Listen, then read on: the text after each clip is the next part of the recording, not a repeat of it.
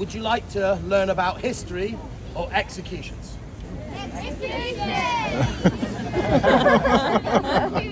All right, I'll give you a bit of both. Look to your left. You'll see the most iconic building, I believe, in the world. That is the Tower of London. More commonly referred to today as the White Tower. Built nearly 1,000 years ago in 1078. Under the orders of William the Conqueror. You must go in there. It's got all the armor, the weapons, the oldest Norman keep, the chapel St. John the Evangelist.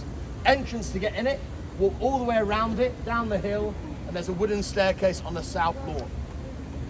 Now the thing I love about that building the most is what's below it in the basement. Because some of it was used to store beer and wine. Yeah. Why are you not cheering to that? However, most of it was used as a dungeon and torture chamber! Yeah. The rack, which made short people very tall, or the scavenger's daughter that did the opposite and would crush you into a wee ball, would have been used on poor unfortunate victims. It was a dark and evil smelling place, illuminated only by the torturer's candle. No sounds of the cries of anguish or pain would have been heard through those thick walls.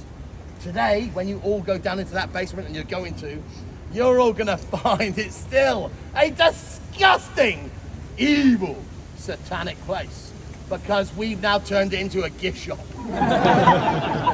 Oh, the prices are murderous, trust me. Sorry, another bad dad joke. Right, would you like to know about the Tower Ravens? All right, there's a couple of them on the wall over there. I know all about them because I am one of them that look after them. Now, the Tower Ravens, legend states, since the reign of King Charles II, so between the 17th and 16th century, if the Ravens were to ever leave the Tower of London, that White Tower would crumble to dust. The monarchy would cease to exist, and I would be without a job. So to ensure that never happens, we have maintained an establishment of 6 ravens here in the Tower of London at all times.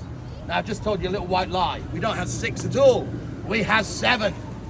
We have 1 spare, in case one flies away or dies. Now, these ravens have beautiful names. We have Jubilee, Georgie, Rocky, Rex, Erin, Branwyn, and Edgar.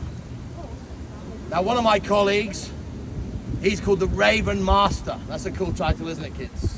If you want to know what my title is, I've got given it in lockdown. They named me the Squirrel Master. I'll tell you about squirrels later. Now, we feed the ravens on 2 daily rations of fresh meat. However, their favorite treats every day include 1 boiled egg and 1 oatmeal biscuit, which is soaked every morning in children's blood. I get happy with that, you. Maybe 2. Now, you're all stood on Tower Green, the village green of the Tower of London. But our Tower Green is very unique because behind you, there is a small glass pillar memorial. That is the execution sign! Yeah, just where they stood taking selfies. What's the matter with you? Now, do not lose sight of the fact only 9 people were executed there, but 3 of them were Queens of England: Anne Boleyn, Catherine Howard, Lady Jane Grey. Most people were executed on Tower Hill. Now, ladies and gentlemen, it is about to start raining. Normally, I must stop my tour, but I am a sergeant major. I served all around the world. I'm going to continue if you're happy. Yeah. My skin is waterproof. Right, here we go then. All happy? Yep. Right, children. We're going to get onto the scary part now. All right? Now, a lot of these buildings, very important. Down the bottom corner, that's the entrance to the Bloody Tower. Further to your right, that black and white Tudor building is the only perfectly preserved Tudor residence in the whole of the City of London, because it survived the Great Fire of London in 1666. Although the King doesn't live in that building, the person that does live there is the Constable of the Tower of London. He's the King's official representative he is also a general. All these green doors you can see, they're very important because they also serve as more accommodation for us yeoman warders. More importantly, me. So when I moved into the Tower of London, I was very unfortunate. I had to move into number 7 Tower Green, which is that third green door at the bottom with the large white surround. Number 7 Tower Green is absolutely disgusting. It is the most haunted building in England. In the past 3 decades alone, it has undergone 2 official religious exorcisms. Now, a lot of children ask me, dear Yeoman Warder Scott Kelly, have you ever seen any ghosts? Well, children, I'm not going to lie to you, I've seen a lot of ghosts here. And do you want to know why? It's because I've lived here for 542 years. To your right is the Beauchamp Tower. That's the state prison room. You can go inside that building. Lots of inscriptions carved into the stonework of prisoners that were kept here hundreds of years ago. Now, if us yeoman warders, if any of us get poorly or sick, I'll go to that green door with the blue light above it, because that's the residence of my tower doctor. However, if me or my family get really poorly, we'll go to the green door to his right. That's where the tower chaplain. And he'll look after him. Although he does have the shortest commute of anybody in London, he works right next door in the King's Royal Chapel. Now that is still a royal chapel. It's used every Sunday by us and members of royalty. It is beautiful inside, but it has a sinister past. There are over 1,100 bodies buried in that tiny chapel. Most of them traitors of the realm. 3 queens of England are buried in front of the altar. Queen Anne Boleyn, Queen Catherine Howard, Lady Jane Grey. But there is something even worse than that, ladies and gentlemen. As you enter that royal chapel, there is an instrument of torture waiting for all of you. And it was put in there in 1520. It's called a step. Now, at least 7 sinners every day trip up entering and exiting that royal chapel. Now, ladies and gentlemen, do not worry. If you want to go in that chapel, let me know. And ladies, if you unfortunately trip and fall, I will endeavour to catch you with these strong soldier's arms. I might hold you for what might seem a slight uncomfortable and inappropriate amount of time before I regain you to your feet. Gentlemen, do not fear. If you trip and fall, I will introduce you to my tower top. Further behind you, that long building, that's the newest building here. Erected in 1845, built to house 1,000 soldiers of the Tower garrison. That is now the home to the crown jewels and royal regalia. But the thing I love about that building, ladies and gentlemen, it's not because the crown jewels are inside it, it's what it's called. It's called the Waterloo Barracks. That commemorates our great British victory over the French at the Battle of Waterloo. Huzzah! Huzzah! Right, where are my French family? Where are you? Ah, bonjour, sir. Monsieur, can you see the cannons outside the front of that building? They used to belong to you. Me, you'll have a selfie there later. I love my job. Right, children, I'm nearly out of time. But don't worry, I saved the best story to last. And this will put a smile back on your face. Not just for today, but for the rest of your beautiful lives. Because I'm going to tell you about somebody who is infamous in the Tower of London, but is extremely loved and adored. Would you like to know about him? Yes. I'm going to tell you all about me. Yes. Now, when most of you arrived here at the Tower of London, some of you have not done your homework and have no idea who or what we are. I'll give you a prime example. As I walked up those stairs a minute ago with you, a beautiful American lady, I believe she's from Texas, just said to me, and I quote, "Oh my God, what a nice outfit."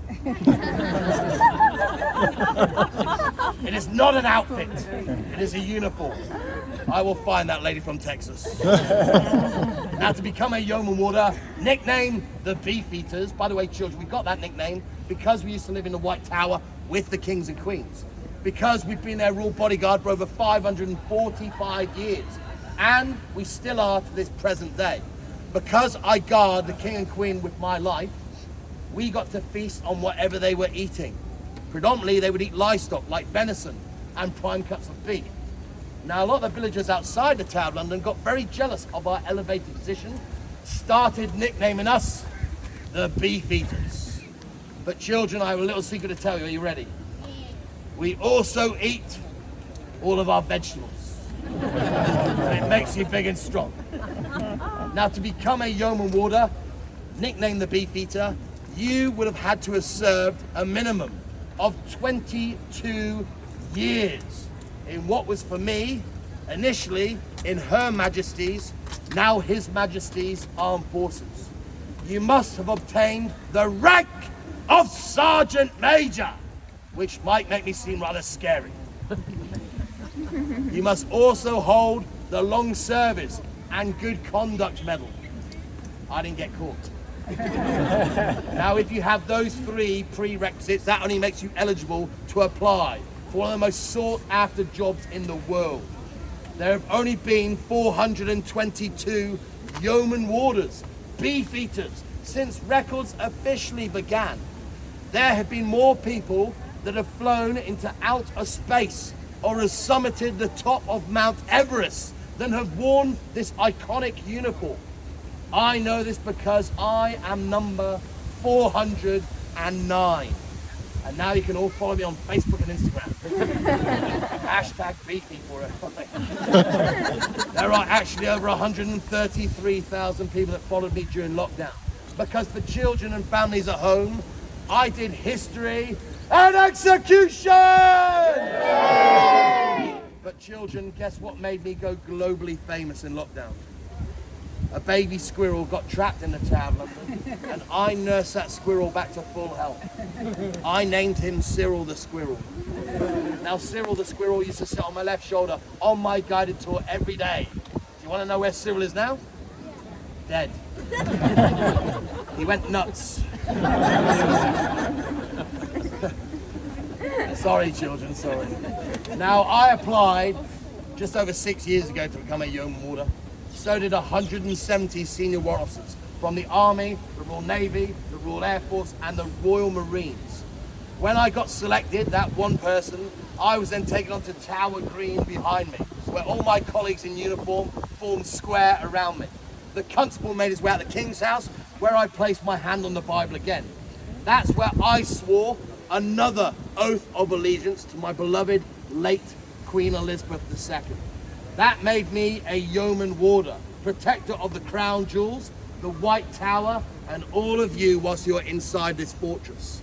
However, once I'd finished my 6 months probation, I was then taken to St. James's Palace, to the Royal Chapel, in front of the royal clergy, where a member of the royal family can sit in attendance, where we are ordained by God as bodyguards to the Queen and King.